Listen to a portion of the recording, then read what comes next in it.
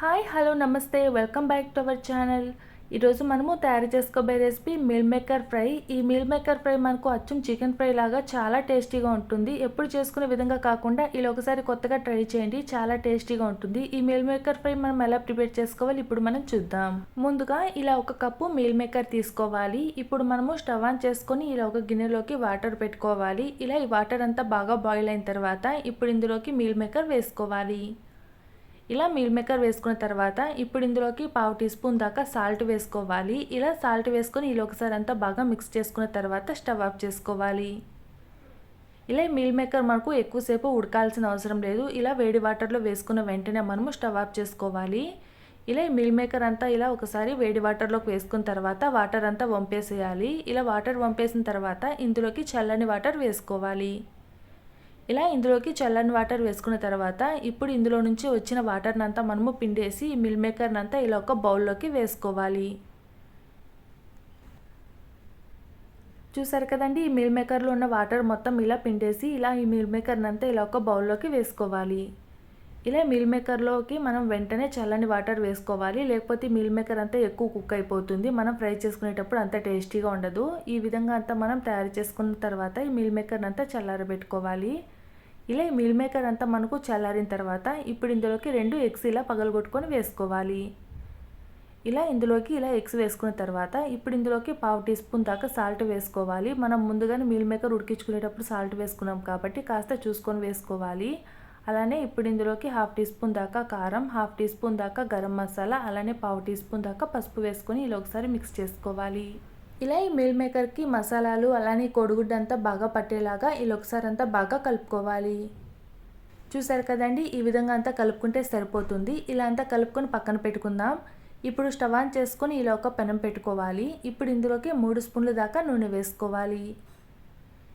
ఇలా ఈ నూనె అంతా మనకు బాగా హీట్ ఎక్కిన తర్వాత ఇప్పుడు ఇందులోకి మనం కోడిగుడ్డు వేసుకుని కలుపుకున్నాం కదా, ఆ మీల్ మేకర్ ఇలా పెనంలోకి వేసుకోవాలి.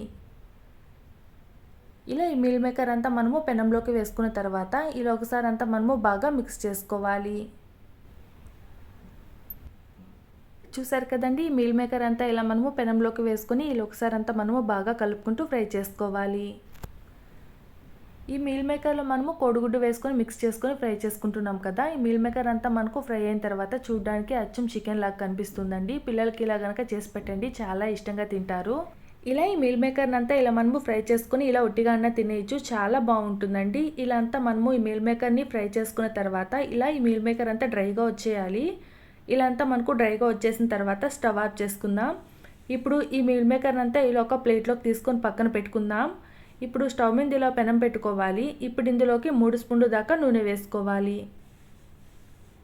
ఇలా ఈ నూనె మనకు హీట్ ఎక్కిన తర్వాత ఇప్పుడు ఇందులోకి 1/2 టీ స్పూన్ దాకా జీలకర్ర, అలానే సన్నగా కట్ చేసి పెట్టుకున్న ఉల్లిపాయలు, పచ్చిమిర్చి, కరివేపాకు వేసుకొని ఇలా ఒకసారి అంతా బాగా ఫ్రై చేసుకోవాలి. ఇలా ఈ ఉల్లిపాయలు అంతా మనకు బాగా మంచి గోల్డెన్ బ్రౌన్ కలర్ వచ్చేదాకా ఇలా అంతా మనము బాగా ఫ్రై చేసుకోవాలి. ఇలా అంతా ఫ్రై చేసుకున్న తర్వాత ఇప్పుడు ఇందులోకి 1 టీ స్పూన్ దాకా ఫ్రెష్గా దంచి పెట్టుకున్న అల్లం వెల్లుల్లి పేస్ట్ వేసుకొని కాస్త పచ్చివాసన పోయేదాకా ఇలా అంతా బాగా కలుపుకుంటూ ఫ్రై చేసుకోవాలి.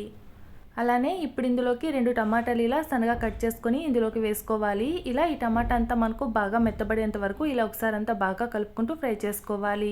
చూసారు కదా, ఈ టమాటా అంతా ఇలా బాగా మెత్తబడిపోయింది కదా, ఇప్పుడు ఇందులోకి టేస్ట్కి సరిపడా సాల్ట్ వేసుకోవాలి. మనం ముందుగానే మీల్ మేకర్ ఉడికించుకునేటప్పుడు సాల్ట్ వేసాం, అలానే మీల్ మేకర్ ఫ్రై చేసుకునేటప్పుడు కొద్దిగా సాల్ట్ వేసాం కాబట్టి ఇప్పుడు ఇందులోకి 1/2 టీ స్పూన్ దాకా సాల్ట్ వేసుకుంటే సరిపోతుంది. అలానే ఇప్పుడు ఇందులోకి 1/2 టీ స్పూన్ దాకా పసుపు, 1/2 టీ స్పూన్ దాకా కారం, 1/2 టీ స్పూన్ దాకా ధనియాల పొడి, అలానే 1/2 టీ స్పూన్ దాకా గరం మసాలా వేసుకొని ఇలా ఒకసారి అంతా బాగా కలుపుకుంటూ ఫ్రై చేసుకోవాలి. చూసారు కదా, ఇలా అంతా ఫ్రై చేసుకున్న తర్వాత ఇప్పుడు మీకు ఈ మీల్ మేకర్ కర్రీ లాగా కావాలంటే కొద్దిగా వాటర్ వేసుకోండి. ఇక్కడ నేను ఫ్రై లాగా తయారు చేసుకుంటున్నాను కాబట్టి ఇందులోకి వాటర్ ఏం వేసుకోలేదు. ఇలా అంతా ఫ్రై చేసుకున్న తర్వాత మనం ముందుగా ఫ్రై చేసి పెట్టుకున్న మీల్ మేకర్ ఇందులోకి వేసుకొని ఇలా ఒకసారి అంతా బాగా కలుపుకుంటూ ఫ్రై చేసుకోవాలి. చూసారు కదా, ఈ మసాలాలంతా మీల్ మేకర్కి అంతా బాగా పట్టేలాగా ఇలా ఒకసారి అంతా మనము బాగా కలుపుకుంటూ ఫ్రై చేసుకోవాలి. చూసారు కదా, ఇలా అంతా మనము ఫ్రై చేసుకున్న తర్వాత ఇప్పుడు ఇందులోకి సన్నగా కట్ చేసి పెట్టుకున్న పచ్చిమిర్చి, అలానే కొత్తిమీర వేసుకొని ఇలా ఒకసారి అంతా బాగా మిక్స్ చేసుకుని స్టవ్ ఆఫ్ చేసుకోవాలి.